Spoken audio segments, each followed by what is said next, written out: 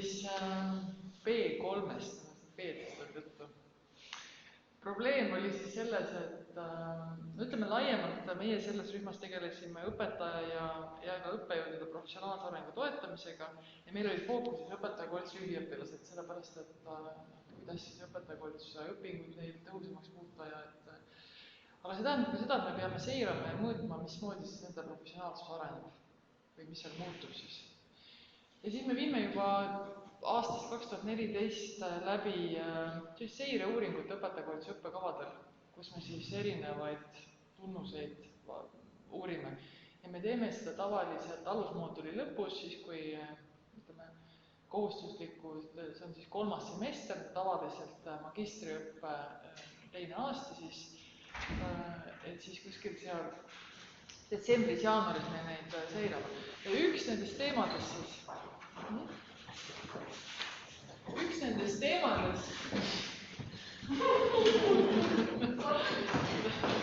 väga tore.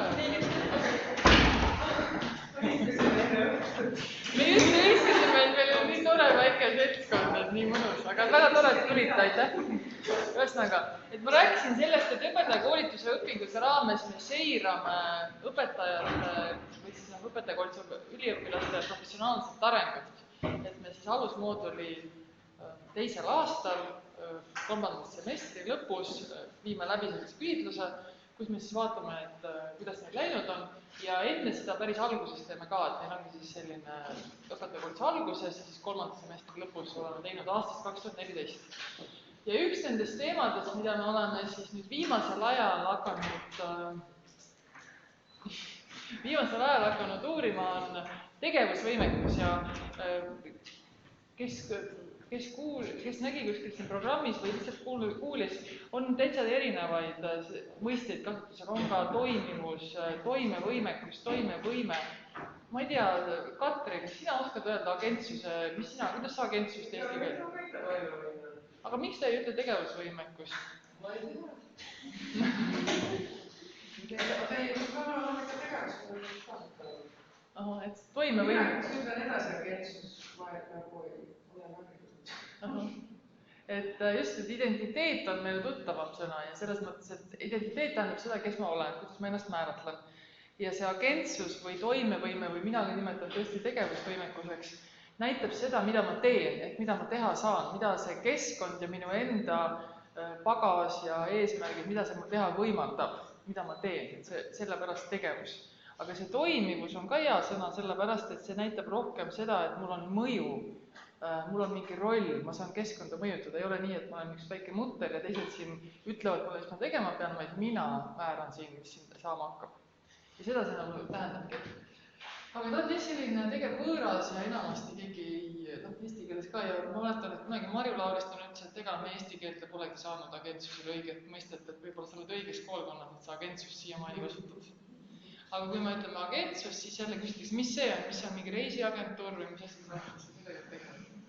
Nii, aga ma räägin siis tegelikult sellest, see on tõesti selle kompetentsikeskuse projekti raames, on see kõik toimunud, kogusime andmed õpetajakoolituse üliõpilaste hulgas, ma räägin sellest ja siis sellesama artikli põhjal, see on vabalt kättesaadav, kes tahab siis süvitsi süveneda, siis see on kõik võimalik. Aga kus see siis alguse sai, oli natuke paar aastat tagasi, mul oli selline võimalus, et minna vabale semestrile. Ja see tähendab siis seda, et ma olin vaba õppetööst ja kõikidest admin ülesannetest. Ja ma sain tegeleda teadustööga. Ja ma sain olla Helsingis ja siis oli mul aega lugeda, mida mul muidu üldse nagu enam vahepeal ei olnud. Ja siis ma sain palju lugeda, ma näitan, mul on siis täitsa, need on täitsa minu sellest koduaknast tookord ja ma vaatasin, mingi sombune päev oli ja natuke väsimus, et panin oma artiklid siin aknalaua peale ja tegin selle kriitilist. Et tõesti selliseid artikleid ma seal printisin välja ja tulin kodus ja lugesin neid ja sellised 4 kuud mul olidki.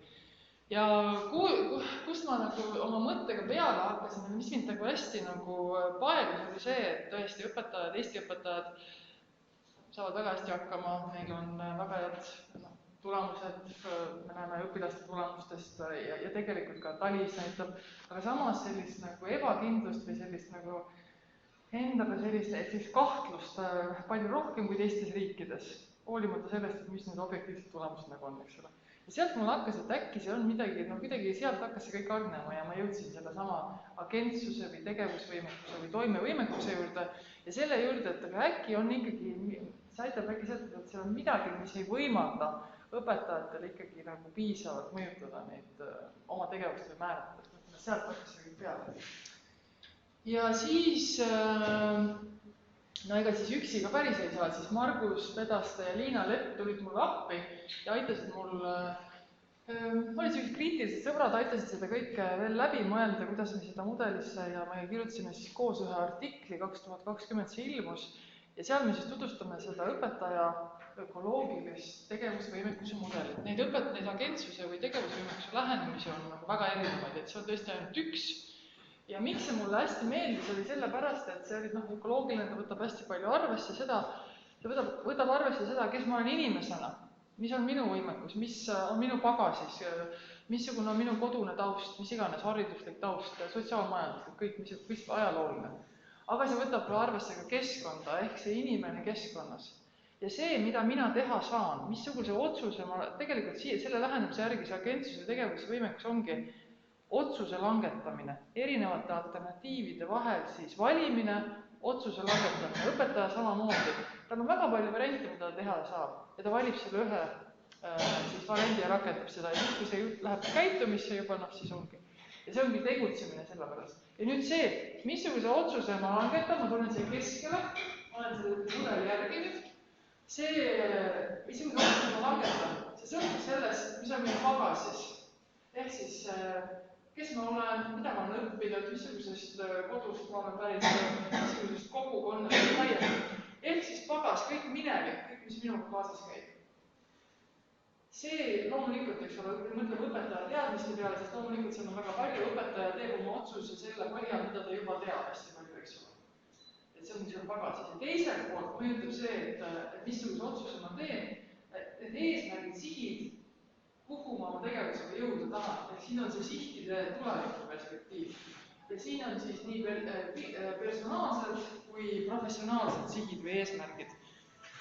Ja need tulevad siis kokku siia keskele, siia olevikku, nüüd ja praegu olukorda, kus mul võib olla nagu võrratult palju ideid, eks ole, mida kõike teha, aga see olukord siin praegu määrab ära, mida ma saan rakendada ja mida ma ei saa.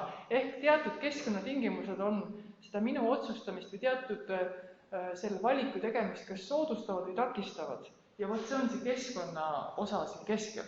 Ehk siis sellepärast mulle see mudel meeldiski või ma arvasin, et see on nagu mõistlik, et see võtab arvesse nii neid keskkonnategureid kui ka siis indiviidi, tema siis pagasid ja sihte.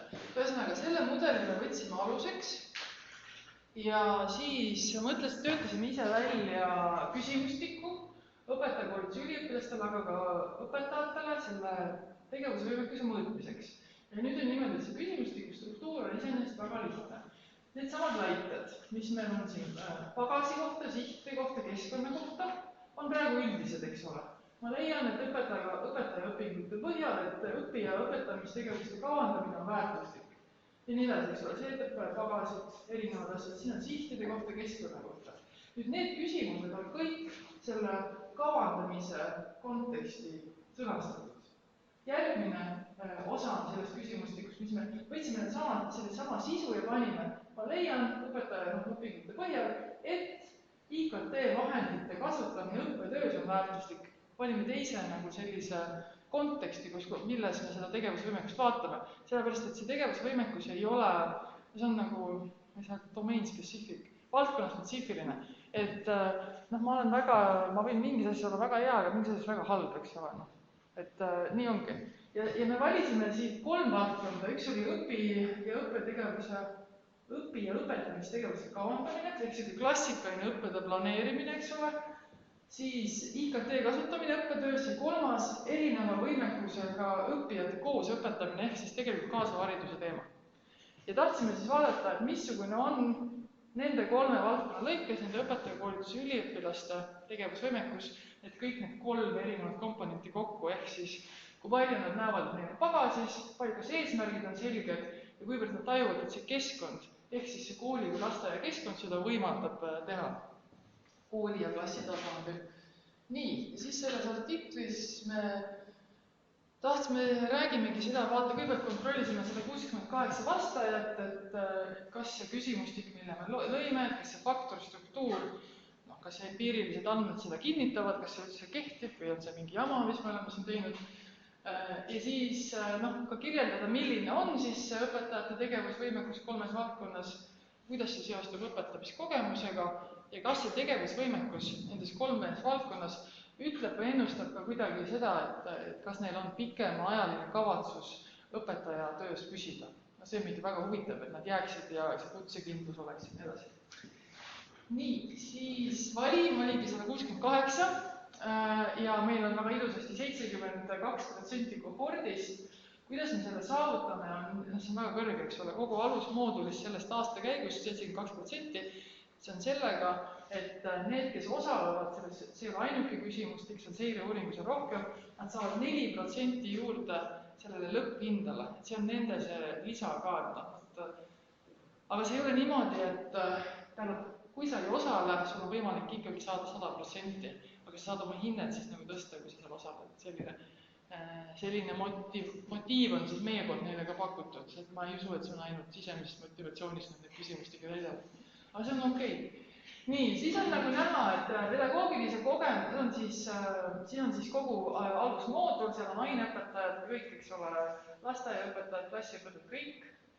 Seal oli 54 oli neist üldse kogemuseta ja 114 on siis juba pedagoogilise kogemusega, mis muidugi väga palju varieerub. Et siin on tõesti 1 kuu kuni 28 aastat, mis on muljet avaldab.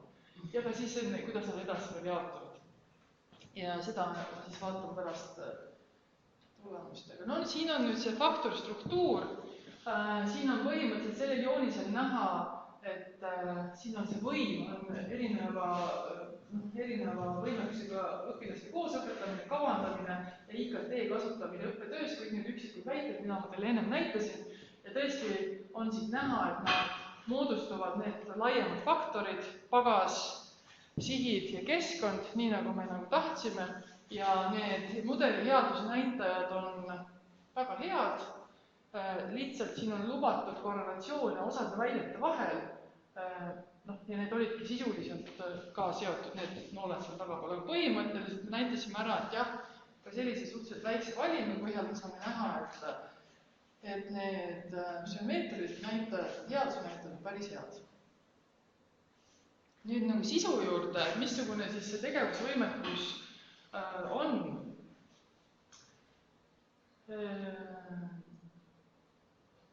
Ja nüüd saamegi näha siis seda, et kõige kõrgem oli ta selle planeerimisega või õppetöö kavandamisega seotud agentsus või tegevusvõimekus. Siin on rohelised märginud. Ja kõige madalam oli ta siis selles kaasava hariduse kontekstis, selles osas tunti ennast kõige ebakindlamalt ja ka need, kes on siis õpetamiskogemusega. Ja ütleme, see oli ka, kõrgem oli ka siis see IKT kasutamine. Nüüd, mis sealt IKT-st paistis silma, kui me vaatame seda osasid, paistis silma see, et see pagas või need kompetentsid, et kas ma oskan kasutada, see on kõrgem kui see, et ma tean, mis eesmärgil seda kasutada. Et need eesmärgid, miks see on selles osas oleks nagu, ja need on statistiliselt oluline, see erinevus.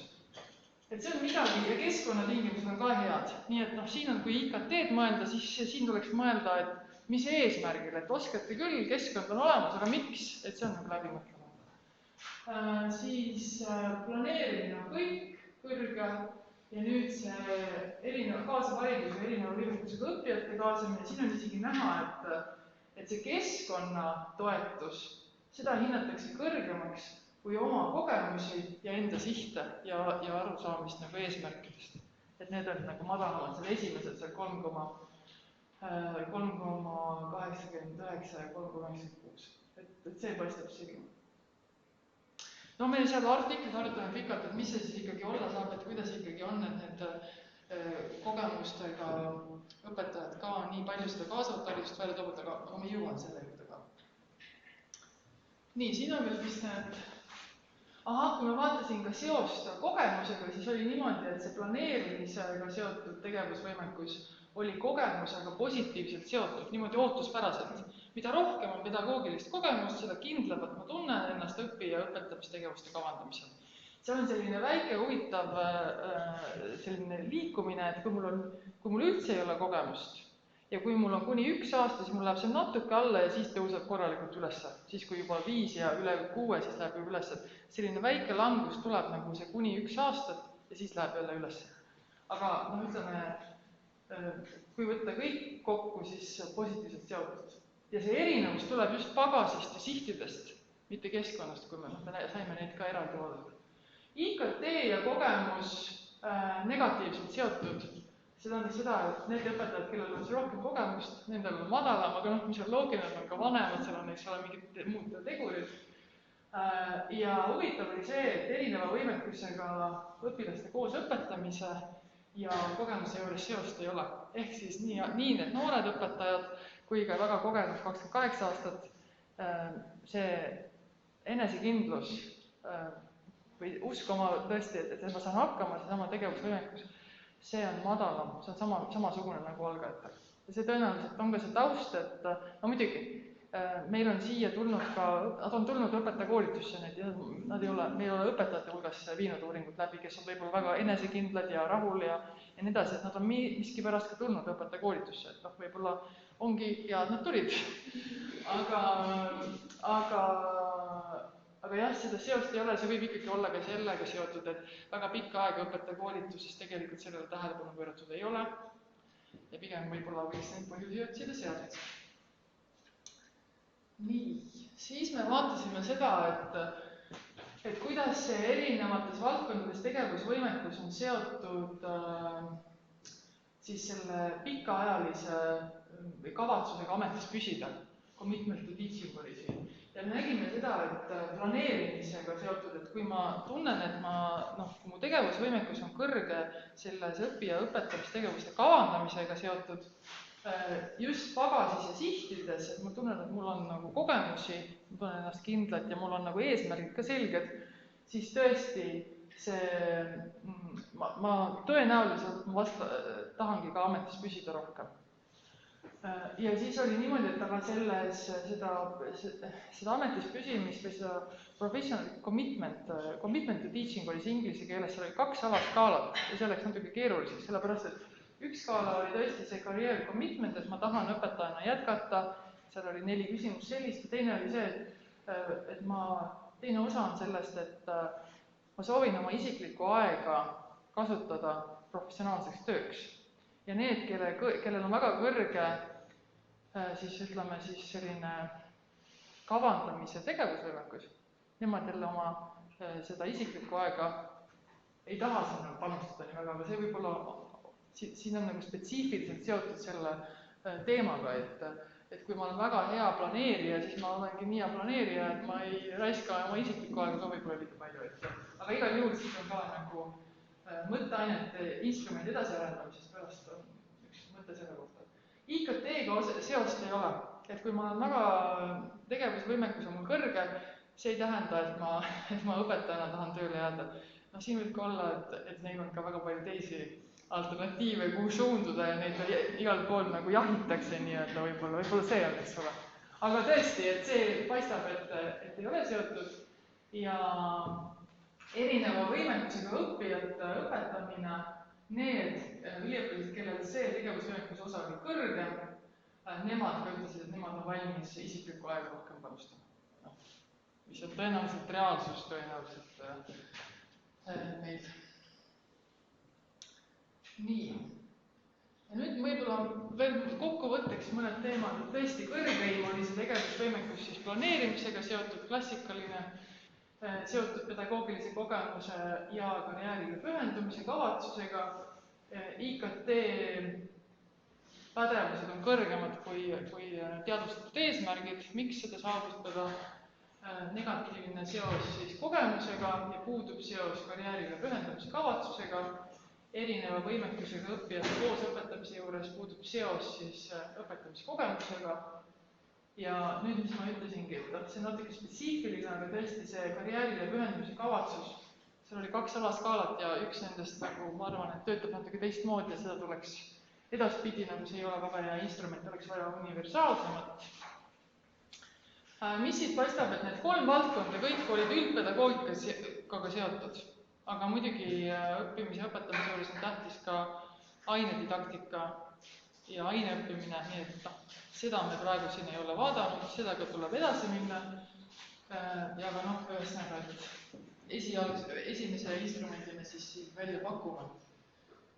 Ja kuna see küsimustik, kui te neid väiteid vaatasite, tegelikult on üsna üldine, siis me oleme sellega edasi liikunud oma uurimisrühmaga, et me oleme neid väiteid täpsustanud, meil on küsimusi nüüd rohkem, vaatame, kuidas ja me oleme siin juba mitu ringi uusi andmeid kogunud ja muudame seda spetsiifilisemaks.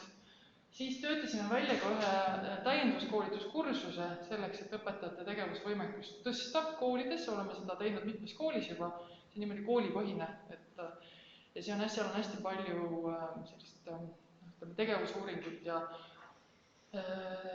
siis üldse nagu oma õpetamise uurimist koostöiselt sinna sisse integreeritud, see on 4 sessiooni. Ja meil on ka artikkel sellest kirjutamisel ja uued publikatsioonid, nii et see on üks teema, mis mind väga köidab sellest Soome ajast peale. Nii et siit võib-olla hoopiski, mis ma tahaks öelda, et kui teil on vähegi võimalik ja kui teil tekivad sellised aknad, et minna välja oma tavatööst ja kuskile sukelduda ja kui te midagi sellist leiate, siis see annab teile jõudu kõigega pärast ka tegutsuda, igasuguste jamadega, mis tulevad. Nii, aitäh! Meil on 2 minutit aega küsimusi esitada. Mul on enda küsimus, aga ma enne oma teiste ettekoguse. Siis ma... Aga siis, kui tohib, ma küsin ise selle tegevusvõimekuse kohta ja see, kuidas te mõõtsite, et te küsisite inimese enda hinnangut sellele, kui tegevusvõimekas ta on. Et kas võib olla mingil tingimusel ohtlik, kui inimene usub, et ta saab hakkama, aga ta tegelikult ei saa hakkama? No, selles mõttes, et psühholoogiast me teame rohkem seda, et ikka väga hea on, kui sa usud, et sa saad hakkama. Et kui sa usud, et sa saad, siis sa tõenäoliselt ka saad, et see mõjutab, et niipidi on nagu, see suund on pigem sinnapoole. Ja see, kuidas ma alustasin, et kui oli see, et Eesti õpetajate hulgas, ja see oli tegelikult 2013 aasta Tallinna tulemuste põhjal teiste riikidega võrreldes, tõesti see enesetõhusus, mis ongi usk oma võimekusse, oli madal ja selline tagasihoidlik, siis see oligi nagu probleem. See pigem, kui me oleme väga kriitilised ja ei usu endasse, siis see pigem on probleem. Et ma oleks nagu teises faasis natuke sellega. Ehk siis te mõõdate tegelikult uskuma võimekusse, mitte uskuma võimekus, ei, selles mõttes uskuma võimekus, ma tõin selle paralleeli tegevus või selle enesetõhususega. Meie seal need küsimused on, see on muidugi seotud, muidugi ka enesekohane, selles mõttes, et aga siin on nagu uskumus, kuivõrd ma usun, et mis siin olid pädevuste kohta, eks ole, et ma saan hakkama, et mul on sellised kompetentsid, et õppetööd planeerida, et IKT-d kasutada, et üks oli see, et kas mul on kompetentsid, siis kas mul on eesmärgid ja kas keskkond mind toetab selles. Aga loomulikult see on enesekohane. Selles mõttes, et me ei ole kuidagi objektiivselt seda mõõtnud. Ei, ma ei tahtnud nagu